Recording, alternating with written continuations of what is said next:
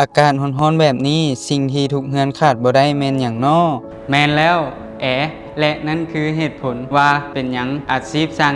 ในยุคนี้รายได้ดีสุดๆถ้าอยากเป็นสร้างมือโปรที่เฮ็ดเวียกเป็นตั้งแต่มือทำอิฐนำข่อยมาเบิงโครงการ ASTI เลยเพราะอยู่นี่ข่อยเฮียนแบบ WBL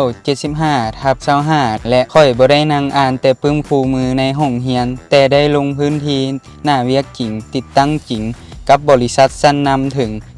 75% เฮียนทฤษฎีอยู่โรงเรียนแต่